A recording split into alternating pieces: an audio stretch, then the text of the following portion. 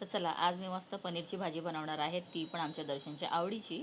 So पनीरची भाजी म्हणण्यापेक्षा याला आपण मस्त नाव देऊया, म्हणजे एकदम पनीर मसाला किंवा मग बटर पनीर.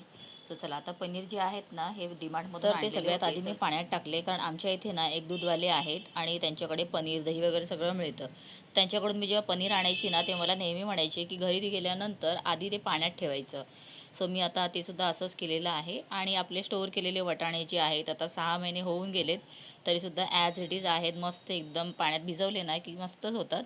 सो त्यामुळे मला वाटाणे बाहेरून घ्यावेच लागत नाही, कारण आता सध्या तरी 60 ते 70 रुपये पाव किलो असे चाललेले आहेत.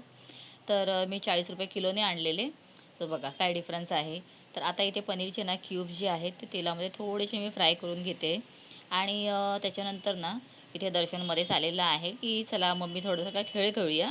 तर त्याने टी शर्ट जो आहे ना त्याचा खालचा भाग जो आहे तो कापला आहे आणि त्याच्याने तो माझ्याशी खेळ खेळत होता. म्हणजे ते आपण लहानपणी जसं हातमध्ये अडकवायचं वगैरे काढायचं तसं. आणि सक्सेसफुली झालंसुद्धा. तर त्यानंतर पहा इथे बटर पनीरचा जो मसाला आहे ना तो मी मागवलेला सुहानाचा. आणि हा मसाला ना खूप मस्तच असतो, म्हणजे जास्त काही आपल्याला करावंच लागत नाही. फक्त टोमॅटो प्युरी करायची आणि हा मसाला तेलात म्हणजे घालायचा. म्हणजे सुरुवातीला तो पाण्यात किंवा दुधामध्ये थोडासा आपण मिक्स करून ठेवायचा आणि त्यानंतर मग ग्रेव्हीमध्ये टाकायचा.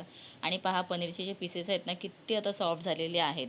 तर आता पनीर मसाला तर मी घातलेलाच आहे, पण लाल तिखट थोडं घरातलं घातलं ना की चव अजून छान वाटते, म्हणून ते पण घातलं. आणि हा पहा मस्त एकदम अशी स्लरी जी आहे ना ती घातली आणि मस्त पनीर मसाला रेडी झालेला आहे. आणि दर्शनसाठी मस्त प्रोटीन फूडसुद्धा रेडी झालेलं आहे.